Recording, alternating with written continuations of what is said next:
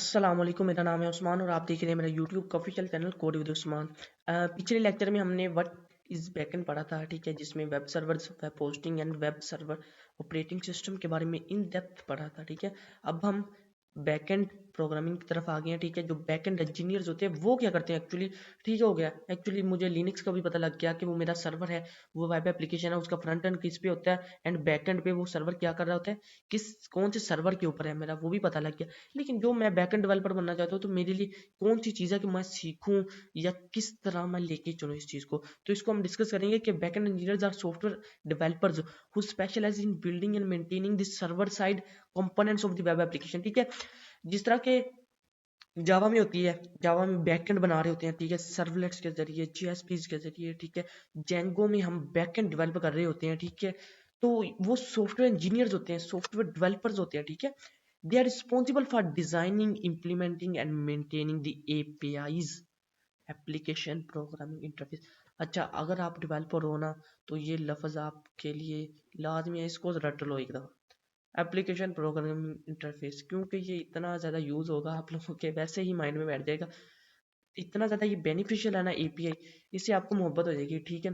किस तरह कि जब भी मैंने एक बैकएंड के लिए मैंने एक वेब एप्लीकेशन क्रिएट करती है, कुछ शायद मेरे पास है ना वो चीज़ पड़ी हुई है, शायद मैं दिखा ही देता हूँ आपको।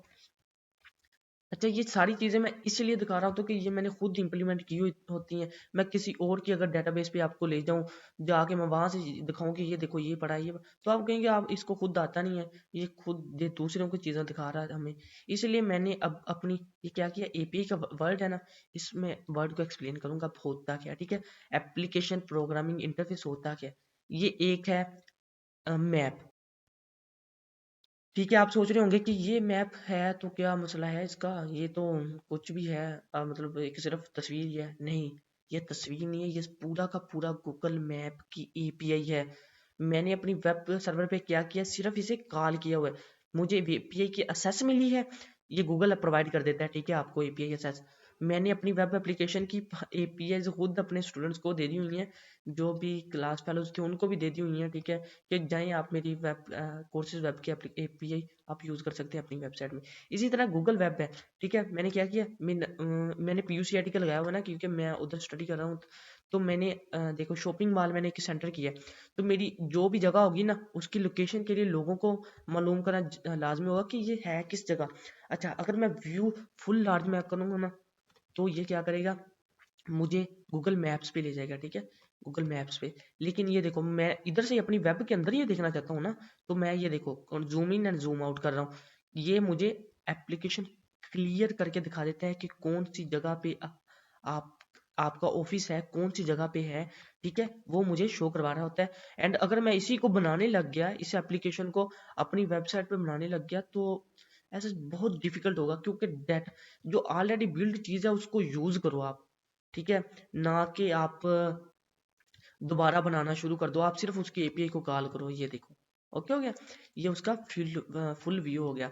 अच्छा, तो ये मैंने अपना कोड वगैरह लगाया हुआ इधर कि इधर से भी आप आके एक्सेस कर सकते हो, ओके हो गया। अच्छा, some specific task that backend engineers may be responsible for including, backend engineers क्या क्या करते हैं, designing and implementation of APIs, ठीक है। उन्होंने इंटरफेस फ्रंट एंड मिल गया, उन्होंने एपीआई कनेक्ट कर देनी है, ठीक है, शेयर कर दे, एपीआई उन्होंने अटैच कर देनी है, ठीक है। और that allows the front end of the application to communicate with the server, कि वो कौन सा बटन क्लिक करेंगे तो सर्वर क्या रिस्पॉन्स देगा, कौन सा बटन करेंगे तो सर्वर क्या रिस्पॉन्स देगा। Building and maintaining databases to store and retrieve data for the application, ठीक है। Implementing server side logic to handle task such as authentication, ठीक है, जीमेल अथेंटिकेशन। मेरी वेबसाइट है, ठीक है, अब इसके ऊपर साइन इन करना जाके, ठीक है। वेब अथेंटिकेशन में क्या करता हूँ, मैंने सिंपल क्या किया, मैंने लॉग इन विद फेसबुक या लॉग इन विद गूगल, मैं लॉग इन विद गूगल करना चाहता हूँ, ये अथेंटिकेशन होगी। ये कौन सा कर रहा है, ये कर रहा है जो बैकएंड पे सर्वर बैठा है ना, उसने क्या किया, इसको कॉल किया and मुझे 1 सेकंड के अंदर ही, मतलब उसने क्या किया, तकरीबन 3 से 4 सेकंड लगाए, उन्होंने मुझे अथेंटिकेशन कर दी कि गूगल को क्या पूछ रहा है कि आपके पास ये वैलिड यूजर है। गूगल ने कहा हाँ मेरे पास ये वैलिड यूजर है, उसका डाटा मेरे पास पड़ा है। तो उसने क्या किया, उसी के साथ मुझे लॉगिन कर दिया एंड मेरा अकाउंट जो है, ठीक है, वो अकाउंट पे चले जाते हैं, मेरा अकाउंट है, उन्होंने बना दिया। उसने क्या क्या फैच किया, मेरा नाम एंड मेरा जीमेल अकाउंट, ठीक है। मेरा जीमेल अकाउंट एंड मेरा नाम सेट कर लिया, ओके हो गया। अच्छा, डाटा वैलिडेशन, फिर बिजनेस लॉजिक, ठीक है। बिजनेस लॉजिक को जो मेंटेन करता है ना बैकएंड इंजीनियर, वो बिजनेस लॉजिक को मेंटेन करता है बेसिकली, ठीक है। जावा में इस चीज़ को आप लाजमी देखोगे कि जो भी हम कोड लिख रहे होते हैं वो मेन में नहीं लिख रहे होते, हम फंक्शन की जरूरत में लिख रहे होते हैं या ओ बेस्ड लिख रहे होते हैं, ताकि जो बिजनेस लॉजिक है वो यूजर के सामने ना आए, ठीक है। ये देखो, आपको क्या पता कि इसके पीछे क्या हो रहा है, कौन कौन से फंक्शंस हो रहे हैं बैकएंड में। जब भी ऑथेंटिकेशन हो रही होती है तो पता नहीं कितने प्रोसेस हो रहे होते हैं पीछे, ठीक है। अच्छा, collaboration with front end developers to ensure that the front end back end of the application seamlessly, ठीक है। जो भी वो एक साथ काम कर रहे हैं एक्चुअली, ठीक है, आपने ये बताना है। अच्छा, ये शायद मैंने बटन लगाया हुआ इधर, तो ये सिर्फ स्टूडेंट व्यू है, ये जो भी हम पढ़ रहे हैं इसलिए इस पे शो नहीं होगा, ठीक है। अच्छा, बैकएंड इंजीनियर्स क्या करते हैं, वो इन चीज़ों को अप्लाई कर देते हैं। वो क्या करते हैं, जावा में करते हैं अप्लाई, ठीक है, जीएसपीज में, सर्वलेट्स में कर देते हैं, पाइथन में, जेंगो में कर देते हैं, एंड फास्ट एपीआई यूज़ कर लेते हैं, ठीक है, पीएचपी कर लेते हैं, ठीक है। और वो डेटाबेसेस कौन सी यूज़ कर लेते हैं साथ में, माई सीक्वल, मोंगो डीबी में, ये नो सीक्वल डाटाबेस है, ये सीक्वल डाटाबेस है, इसमें क्या आ गया, पोस्ट एसक्यूएल आ गया, इसमें मोंगो डीबी में क्या आ गया, मोंगो डीबी आ गया, ठीक है, नो सीक्वल डाटाबेस होगी, ठीक है। They are essential part of. अगर आप लोगों ने इन चीज़ों का नहीं समझ आई तो ये लाजमी लेक्चर जाके डाटाबेसेस का देख ले, तो आपका इंशाल्लाह क्लियर हो जाएगा। अच्छा, efficient storage and delivery of the information, ये एफिशिएंट अब क्या है कि मेरा जो ये पोस्ट की सीक्वल पे चल रहा है ना, तो डाटाबेस में मेरा डाटा जाके स्टोर हो रहा है कि यूजर इस टाइम क्या कर रहा है। इनमें कुछ इंपॉर्टेंट कंसेप्ट है, उनको डिस्कस कर लेते हैं, ठीक है। database system that is optimized for the type and volume of the data being stored, ठीक है। ये हो गया एप्लीकेशन को, जो भी मेरा डाटा है वो एक डेटाबेस के ऊपर पड़ा हुआ है, इसका मतलब ये है, ठीक है। उसका मतलब ये है कि use caching to store frequently accessed data in memory, ठीक है। जो भी मैं एक असेस कर रहा हूँ ना वेब कैशिंग, ये अगर इस चीज़ की समझ, ये क्या हो गया, अगर इन चीज़ों की समझ नहीं है ना, तो ये लेक्चर जाके लाजमी देखें, आप इंशाल्लाह क्लियर हो जाएंगे आपके। क्या है कि मैंने जो वेब कैशिंग में मेरा डाटा मैंने फ्रीक्वेंटली सर्च किया ना एक चीज़ को, तो वो वेब अपने कैशे में स्टोर कर लेगा, क्योंकि यूज़र बार बार उसी की चीज़ को सर्च कर रहा है।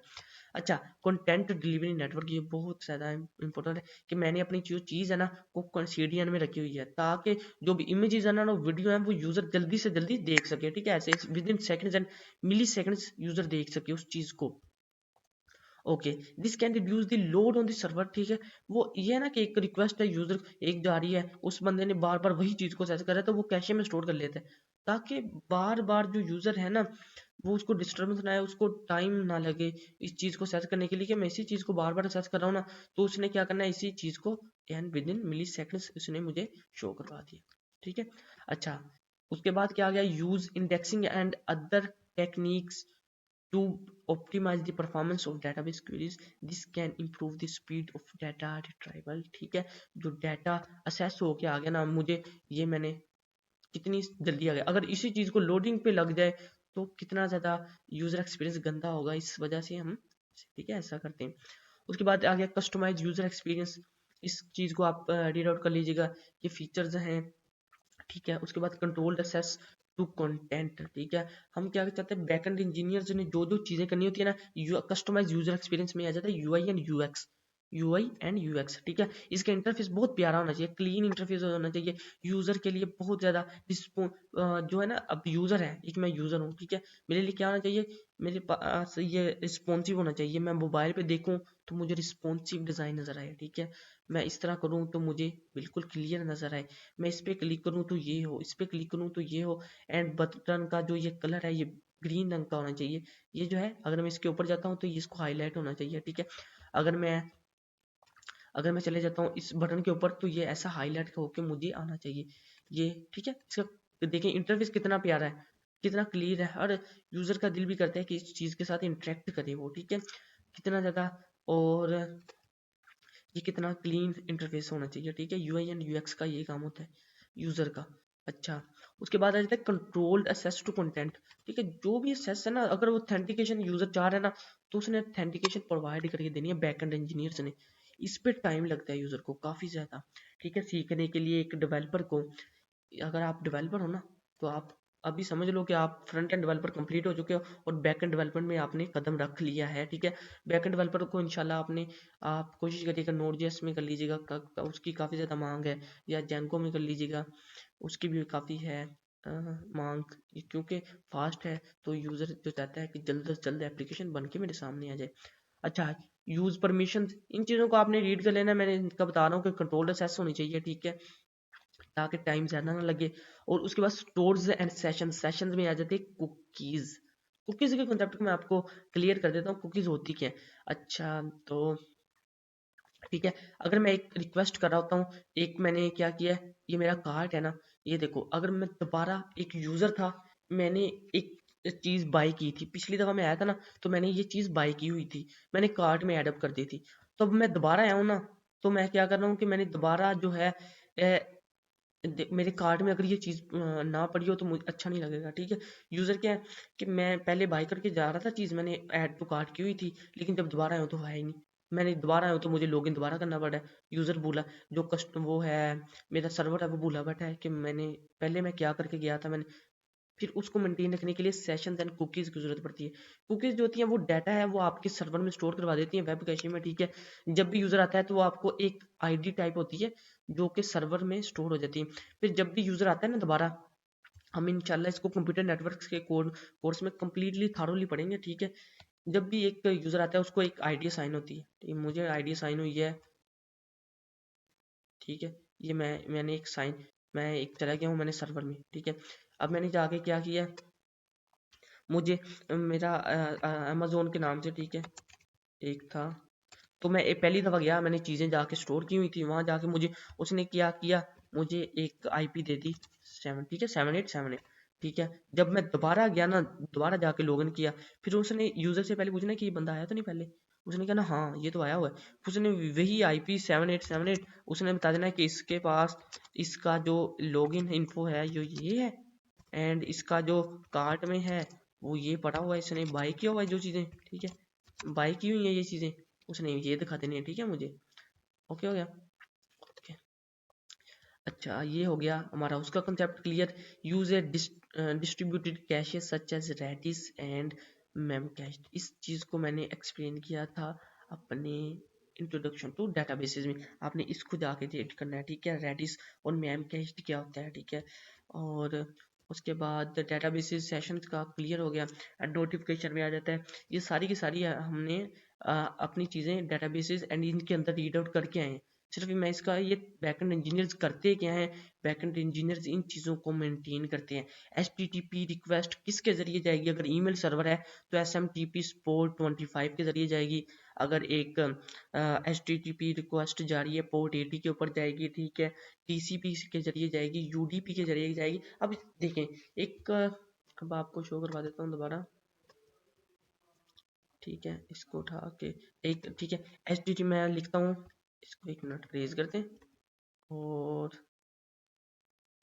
दोबारा आते हैं हम, ठीक है। मैं लिखता हूँ इधर जाके। अच्छा, मैंने क्या किया है कि मैं एक यूज़र हूँ ना, तो मतलब डेवलपर हूँ, बैकएंड डेवलपर, तो मैंने बताना है कि उसको जो एस एम टी पी है ना, वो मेरी जो ईमेल रिक्वेस्ट जाएगी ना, वो पोप 3 के जरिए जाएगी, एस एम टी पी के जरिए जाएगी। तो क्या होगा, एस एम टी पी की 25 नंबर पोर्ट के ऊपर जाएगी, and Gmail server use करेगा या कौन सा सर्वर यूज़ करेगा, मुझे ये मेंटेन करके बताना होगा। अच्छा, मुझे बताना होगा कि एच टी टी पी की रिक्वेस्ट है ना, वो किसके ऊपर जाएगी, ठीक है। H T T P S या एच टी टी पी की जो रिक्वेस्ट है वो किसके ऊपर जाएगी, ठीक है। उसमें मैं बताऊंगा कि मुझे जो चाहिए यूडीपी, क्योंकि यूडीपी मुझे क्यों चाहिए, ठीक है, क्योंकि मैं एक गेमिंग इंजन मैंने बनाया है जो गेम रिक्वेस्ट करता है, और मुझे इतनी जल्दी ज़रूरत नहीं है इस चीज़ की, क्योंकि इसमें हैंड शेकिंग नहीं होती, टाइम टेकिंग नहीं है। अगर डाटा लूज़ हो गया तो लूज़ हो गया, नहीं लूज़ हुआ तो कोई मसला नहीं, ठीक है। जितना लूज़ हो गया ना उसको मर्जी कर लेता है, क्योंकि स्ट्रीमिंग में हमें इस चीज़ की ज़रूरत नहीं होती। अगर थोड़ा सा अटक गया ना तो मसला कोई नहीं है, नेक्स्ट देखो, नेक्स्ट जो आ रही है ना हमारी पैकेट्स उनको देखो। लेकिन टीसीपी है ना, वो कहता है कि वो हमसे गारंटी लेता है, ठीक है। अगर मेरी ये वेबसाइट है, मैंने इसकी रिक्वेस्ट भेजी है, अगर मेरा पैकेट लॉस हो गया तो मेरा पैकेट तो मुझे विजिबल ही नहीं है, एक्चुअली मैं उसको देख ही नहीं सकता। तो फिर मुझे टीसीपी की रिक्वेस्ट चाहिए, ठीक है। जो ज़्यादातर सर्वर हैं वो टीसीपी को ही यूज़ कर रहे होते हैं, ठीक है। रिक्वेस्ट को ये हैंडल करना होता है बैकएंड इंजीनियर ने। अच्छा, एग्जांपल्स आ जाती हैं, एग्जांपल को हम देखेंगे तो हमें इससे समझ लग जाएगी, ठीक है। A social media application might use server side push notification to send real time applications to users when someone likes और कमेंट्स, ठीक है। जब कोई भी मैंने रिक्वेस्ट सोशल मीडिया में फेसबुक देख लो, मैंने लाइक और कमेंट किया तो उसने एक नोटिफिकेशन मुझे भेज दिया। उसमें क्या होता है कि ईमेल और एसएमएस होता है जो कि हमें रिसीव होता है, ठीक है। इसमें होगी ई कॉमर्स एप्लीकेशन है मेरी, ये ई कॉमर्स एप्लीकेशन है, ठीक है, वेबसाइट है। और इसमें क्या होगा, यूजेज ए डेटाबेस जिसमें स्टोर्स एंड सेशन स्टे, मैंने बता दिया ना कुकीज, ये कुकीज मैंने एक्सेप्ट भी किया हुआ कि कुकीज एक्सेप्ट करिए कि अगर ये मेरी चीज़ें ना जो थी ना पहले से ही मैंने बाई की हुई थी, तो दोबारा जब मैं आया हूँ ना तो वो दोबारा, ठीक है, इसके ऊपर आ रहा हूँ मैं। एंड वो जो डाटा स्टोर था उसने दोबारा बताया कि इसकी ये आईडी थी, उसने मुझे वो डाटा रिवर्स कर दिया। अच्छा, आज के लिए बस इतना ही, मिलते हैं नेक्स्ट वीडियो में इंशाल्लाह। उसमें हम जेंगो को कंप्लीट ट्रीट करेंगे और जेंगो को मैं ओवरव्यू दूंगा। जेंगो का मैंने एक कोर्स भी कंप्लीट बना के भेजा हुआ है आप लोगों को, आपके लिए इतनी बेनिफिट है ना, मैंने उसका पूरा का पूरा कोर्स ही बना के उसकी यूट्यूब पे वीडियोस भी डाल दी, आप लोग उसको देखिएगा।